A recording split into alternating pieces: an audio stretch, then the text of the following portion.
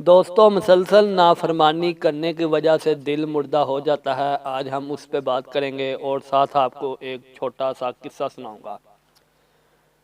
میرے دوستو، جب آپ مسلسل نافرمانی کرتے رہیں گے تو ایک وقت آئے گا کہ آپ اس کے عادی ہو جائیں گے اور آپ گناہ کو گناہ نہ سمجھیں گے، بلکہ اس کے برعکس گناہ کو اچھا سمجھنے لگیں گے اور اس کے جواز کے لیے طویل سوچنے لگیں گے، حتیٰ کہ آپ ان لوگوں میں سے ہو جائیں گے جن کے بارے میں اللہ تعالیٰ کا فرمان ہے، کیا وہ شخص جس کے برے اعمال اس کے لیے مزین کر دیے گئے ہیں اور وہ انہیں اچھا سمجھتا ہے، اس کی طرح ہو سکتا ہے جو واقعی ہدایت یافتہ ہے؟ یقیناً اللہ جسے چاہے گمراہ کرتا ہے اور جسے چاہے راہ راست دکھاتا ہے، اور اسی وجہ سے ایسا شخص اللہ تعالیٰ کی نظر رحمت سے محروم ہو کر اس کے غضب اور غصے کا مستحق قرار پائے گا۔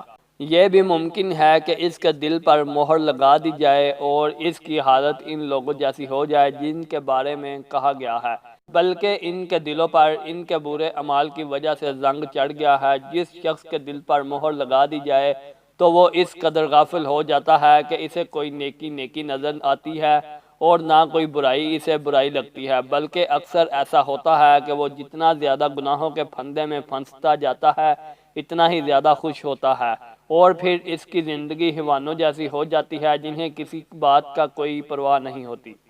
مسلسل گناہ کرنے سے دل مردہ ہو جاتا ہے، اور اس بات کے ثبوت کے لیے صرف ایک واقعہ کافی ہے۔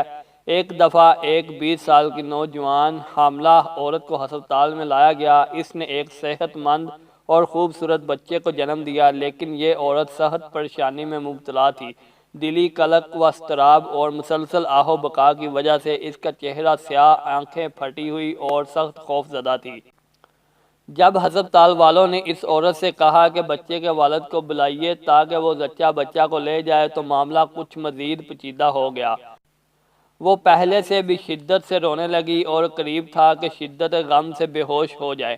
تب ہسپتال کے ذمہ داران نے اس عورت سے علیحدگی میں رونے کی وجہ پوچھی۔ پہلے تو وہ عورت کتراتی رہی، مگر مسلسل اصرار پر اس نے بتایا کہ یہ اس کے اپنے والد کا بچہ ہے۔ مسلسل گناہ اور جرائم کے ارتکاب کی وجہ سے اس کا والد اس قدر جرأت مند بن گیا کہ وہ منشیات کا استعمال کرنے لگا۔ نشے کی حالت میں محرم و غیر محرم اور کسی اجنبی عورت کی اسے تمیز نہ رہتی۔ بعض اوقات یہ بدبخت باپ اپنی ہی بیٹی سے منہ کالا کرتا۔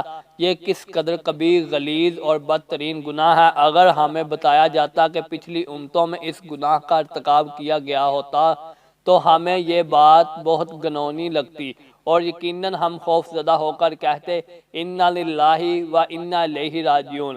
بالغرض یہ گناہ اگر کفار کے ممالک میں کیا جاتا تو بھی ہمیں یہ بات بہت عجیب لگتی۔ اگر ہمارے علم میں آئے کہ اس طرح کے عجیب و غریب اور گھناؤنے گناہوں کا ارتکاب وہ لوگ کر رہے ہیں جو اپنی زبانوں سے کلمہ شہادت کا اقرار کرتے ہیں، اور بعض اوقات وہ آیات بھی سنتے ہیں جو ان پر پڑھی جاتی ہیں، مگر ان کے پتھر دلوں پر ان آیات کا کچھ اثر نہیں ہوتا، اس لیے کہ ان کے دل تو اس قدر مسناح کر دیے گئے ہیں کہ انہیں یہ بھی معلوم نہیں کہ نیکی کیا ہے اور برائی کیا ہے۔ محترم بھائیو، اس قبیح فعل کو آپ اپنے آپ سے بعیدہ نہ سمجھیے۔ آپ یہ نہ کہیں کہ یہ گناہ کہاں اور میں کہاں، کیوں نہ کہ بہت سے کبیر اور بدترین گناہوں کا آغاز معمولی خطا سے ہوتا ہے۔ جس نے اس بدترین گناہ کا ارتکاب کیا، پہلے اس نے شراب کا ایک گھونٹ پیا ہوگا، اسی طرح کبھی کسی پر غلط نگاہ ڈالی، فحش میوزک سنا، فحش تصویر دیکھی، پھر اس گناہ اور فسق و فجور میں غرق ہوتا گیا حتیٰ کہ بدترین جرم کر لیا۔ چینی زبان میں ایک مثال ہے، ایک میل کی مسافت طے کرنے کا آغاز ایک قدم سے ہوتا ہے، یا جیسے عربی میں یہ ہے کہ جنگل کی بہت بڑی آگ کی ابتدا ننھی سی چنگاری سے ہوتی ہے۔ دوستو، یہ تھی آج کی ویڈیو۔ اگر اچھی لگے لائک کریں، کمنٹ کریں اور چینل کو سبسکرائب کریں۔